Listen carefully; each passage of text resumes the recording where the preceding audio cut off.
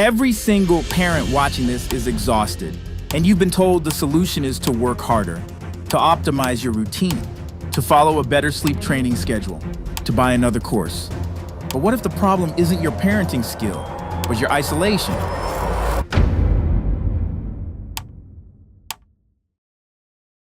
We live in the most connected time in human history. You can FaceTime your cousin in Tokyo. You can see what your high school friend ate for breakfast. You have 500 friends on Facebook and 2,000 followers on Instagram. We are digitally adjacent to everyone, yet truly close to no one. The constant stream of curated lives makes our own struggle feel even more isolating. But let me ask you a question. If you caught the stomach flu tonight, the kind where you can't lift your head off the bathroom floor and your partner was out of town, who could you call to come over within 20 minutes to watch your kids? Not a paid babysitter. Not a family member who lives 3 hours away. A neighbor, a friend, a genuine member of your community. For most of you watching this, the answer is no one. We have built our lives into fortresses. We have automatic garage door openers so we never have to speak to a neighbor. We have 6-foot privacy fences that are less about security and more about self-containment. We have Amazon Prime so we never have to go to the store and accidentally bump into a human being. Every convenience we've adopted has been a brick in the wall of our isolation. We have optimized our lives for independence, the ability to handle everything ourselves, and now we are drowning in it. The quiet hum of the refrigerator is often the loudest sound in our homes, and the silence is deafening. Welcome to the loneliness epidemic of modern parenthood. We successfully killed the village through efficiency and privacy. Now, let's talk about how to resurrect it. Somewhere around the 1980s, we bought into a lie. The lie was that a successful family is a self-sufficient island.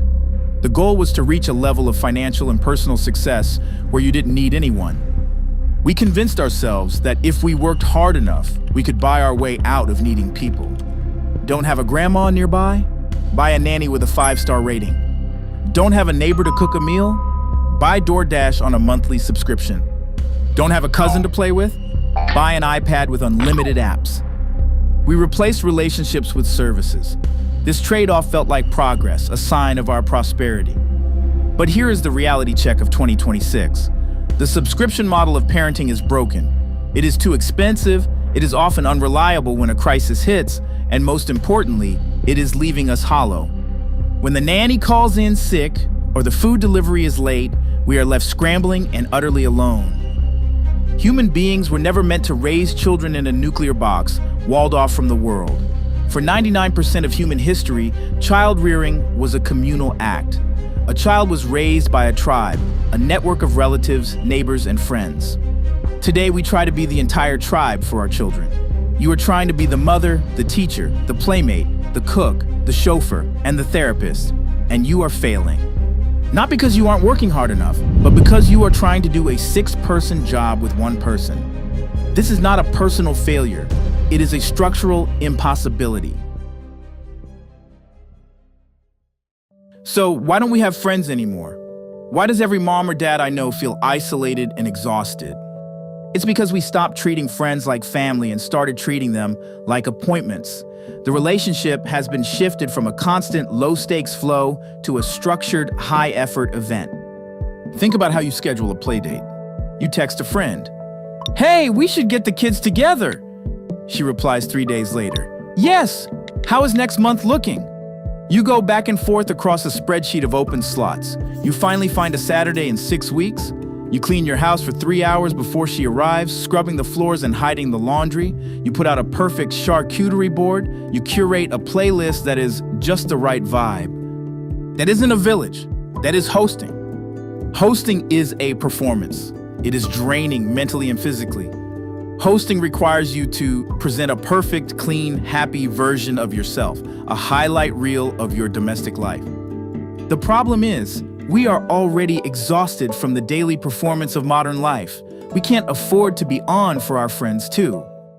The village is the opposite. The village is your neighbor texting you, "I made too much spaghetti, come over and eat, don't even bother brushing your hair." The village is you texting a friend, I'm about to lose my mind. Can I drop the toddler off for 20 minutes so I can sit in silence in my car? The village is letting people see your dirty laundry, literally and figuratively. The village is a non-performance space. We became so obsessed with not being a burden that we have denied our friends the opportunity to love us. We have confused being a burden with being human. Here is the hard truth. The reason you don't have a village is that you are too proud to build one. You value the appearance of competence more than the reality of connection. Building a village requires a vulnerability tax. It requires you to admit out loud that you are drowning.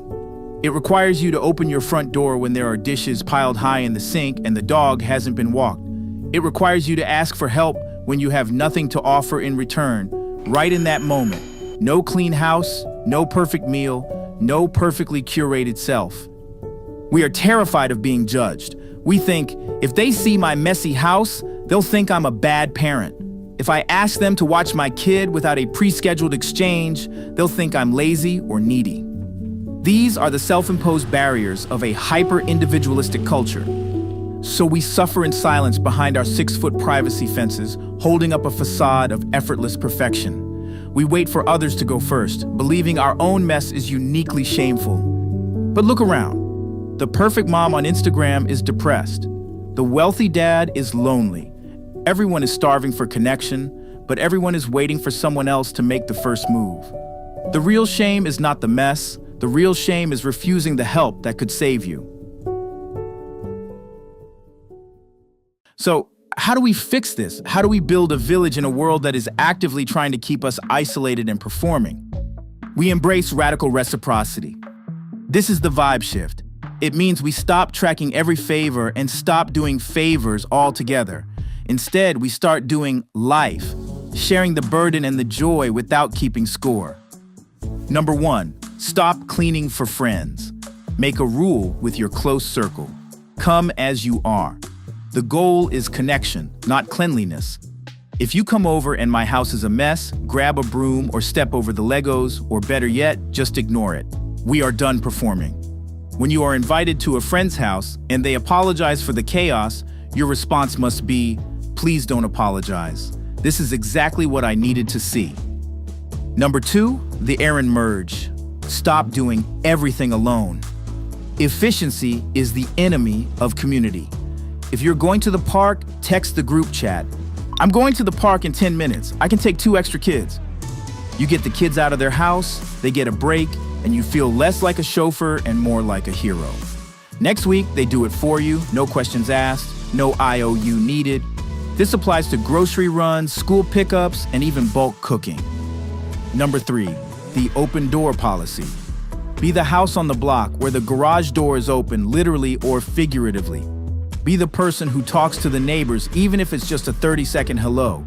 It feels awkward at first, it feels retro and vulnerable, but someone has to break the ice. By consistently being the most available person, you signal that your fortress is actually a home, and you give others permission to lower their drawbridges too.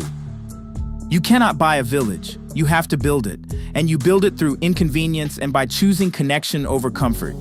You build it by showing up when it's annoying, even for a 5-minute check-in. You build it by letting people help you when you feel weak and utterly incapable.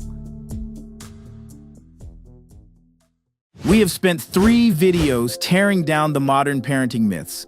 We took back our authority from the toddlers, we took back our minds from the iPads, and now we are taking back our community from the isolation. You were not meant to do this alone. The phrase, "it takes a village," isn't a cliche. It is a biological imperative, a survival mechanism encoded in our DNA. We are happier, healthier, and better parents when we are supported. But the village isn't coming to save you. No one is coming to knock on your door and perfectly solve your problems. You have to unlock the deadbolt. You have to tear down the emotional fence you spent years building. You have to send that uncomfortable text today. "I'm struggling, can you come over?" Or "I made too much soup, bring a container." It's scary to be vulnerable, but the alternative is doing this alone for the next 18 years. And frankly, you're too tired for that. Choose the scary path to connection over the safe path to exhaustion.